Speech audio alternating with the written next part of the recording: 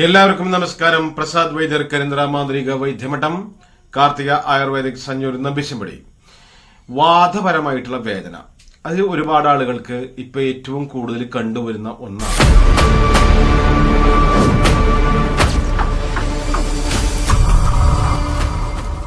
കാരണം ചില ജോയിന്റുകളിലൊക്കെ നീര്, കൈകളൊക്കെ മടക്കാൻ പറ്റാതെ വരിക. ഇനി മഴക്കാലമായി കഴിഞ്ഞാൽ സർവ്വസാധാരണം പ്രായമുള്ളവർക്കും ചെറുപ്പക്കാരിലും ഒക്കെ ഉണ്ടാവും.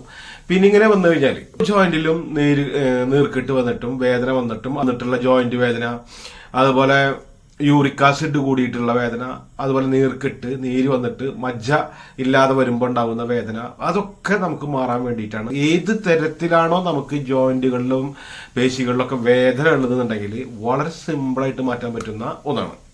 അതിന് വേണ്ടത് എന്താ വെച്ചാൽ 200 മില്ലി എണ്ണ എടുക്കുക.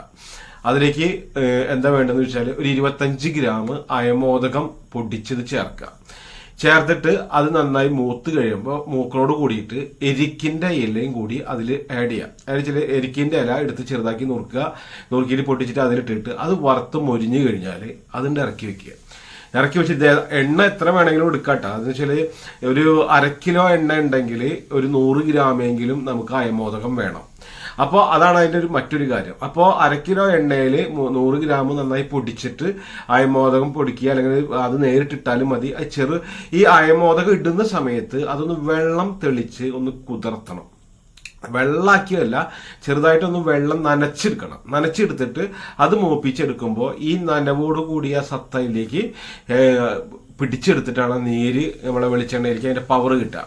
പിന്നെ അതന്നെ ചെയ്യുമ്പോൾ എന്താണെന്ന് വെച്ചാൽ അതിലേക്ക് നമ്മൾ കുറച്ച് എരിക്കിന്റെ ഇല ഇട്ട് കഴിഞ്ഞിട്ട് അതിങ്ങനെ മൂത്ത് വറുത്ത് അല്ലെങ്കിൽ മൊരിഞ്ഞു വരുമ്പോൾ അതും കൂടി എടുക്കുക. എന്നിട്ട് നമ്മൾ അരിച്ചെടുത്തതിന് ശേഷം നമ്മൾ ചെറുചൂടിലോ അല്ലെങ്കിൽ തണുത്താലും കുഴപ്പമില്ല, ഒരു 1/2 കിലോ എണ്ണയാണെന്നുണ്ടെങ്കിൽ ഒരു 20 രൂപയുടെ കർപ്പൂരം, നമ്മൾ സാധാരണ കത്തിക്കുന്ന കർപ്പൂരം അതിലിടുക.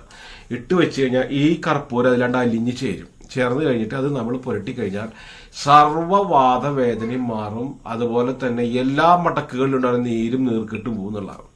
അതുപോലെ തന്നെ കാൽമുട്ടിൽ, അതുപോലെ തന്നെ ഓരോ മുട്ടുകളിലൊക്കെ ഉണ്ടാകുന്ന വേദനയാണെങ്കിൽ നമുക്ക് ഈ മുരിങ്ങയുടെ തോലും കടുകും വെളുത്തുള്ളിയും ഉപ്പും കൂടി അരച്ച് പേസ്റ്റ് ആക്കിയിട്ട് അവിടെ പുരട്ടിയിട്ട് കഴിഞ്ഞാൽ ഈ കാൽമുട്ട് വേദന എന്ന് പറഞ്ഞ സാധനം പമ്പ കടക്കുന്നതാണ്. അപ്പോൾ ഈ കാൽമുട്ട് വേദന നമുക്ക് പോയാലും വീണ്ടും വരിക എങ്ങനെയാ വെച്ചാൽ അവിടെ മജ്ജ ഇല്ലാണ്ടാകുമ്പോഴാണ്. അപ്പോൾ മജ്ജ, കാർട്ടിലേജ്, ഫ്ലൂയിഡ്, ലിഗ്മെന്റ് ഇങ്ങനെയുള്ള സാധനങ്ങളൊക്കെ അവിടെ വളരണമെങ്കിൽ നമ്മൾ കാൽസ്യത്തിന്റെ ഭക്ഷണം കഴിച്ചേ പറ്റുള്ളൂ.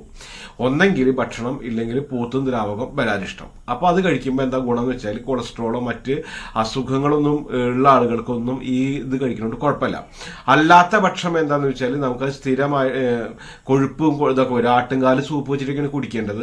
പക്ഷെ അത് കഴിക്കുമ്പോൾ ആളുകൾക്ക് കൊഴുപ്പുണ്ടാവും. അപ്പോൾ ചില കൊളസ്ട്രോൾ കൂടി എന്നുള്ളൊരു പ്രശ്നം വരും. അപ്പോൾ ഇതൊക്കെ കഴിക്കുകയാണെങ്കിൽ, ഇപ്പോൾ ആട്ടുംകാല് സൂപ്പ് വെച്ച് കുടിക്കുകയാണെങ്കിൽ നമ്മൾ നന്നായി വ്യായാമം ചെയ്തിട്ട് ആ കൊഴുപ്പിനെ ആരോഗ്യമാക്കി മാറ്റാനുള്ള എക്സസൈസോ മറ്റു കാര്യങ്ങൾ ചെയ്തെങ്കിൽ മാത്രമാണ് നമുക്ക് ആട്ടുംകാലൊക്കെ കുടിച്ചു കഴിഞ്ഞാൽ ഫലം കിട്ടുള്ളൂ. അല്ലാത്ത ഏത് രോഗികൾക്കും കഴിക്കാൻ പറ്റുന്ന എല്ല് തേയ്മാനത്തിനും തണ്ടൽ വേദനയ്ക്കും കാൽമുട്ട് വേദന അങ്ങനെയുള്ളതിനൊക്കെ ഏറ്റവും നല്ലത് പോത്തും ദ്രാവകം എന്ന് പറയും, മഹിഷ ദ്രാവകം എന്ന് പറയും. അരിഷ്ടം കൂടി ചേർത്ത് കഴിക്കലാണ് ഏറ്റവും നല്ലത്. അപ്പൊ അങ്ങനെ നിങ്ങൾക്ക് ആർക്കെങ്കിലും ഈ ബുദ്ധിമുട്ട് പരിചയത്തിലോ സുഹൃത്തുക്കൾക്കൊക്കെ ഉണ്ടെങ്കിൽ ഇത് വളരെ സിമ്പിളാണ് എന്നുള്ളൊരു വീഡിയോ നിങ്ങൾ അയച്ചു കൊടുക്കുക. വൈദ്യം, ജ്യോതിഷം, മാന്ത്രികം എന്നുള്ള വീഡിയോകളാണ് നമ്മൾ അപ്ലോഡ് ചെയ്യാറ്. ആദ്യമായിട്ട് കാണുന്നവർ ചാനൽ സബ്സ്ക്രൈബ് ചെയ്യുക, ബെല്ലൈക്കൺ അമർത്തി കഴിഞ്ഞാൽ വിരൽ തുമ്പിലുണ്ടായിരിക്കും വൈദ്യർ.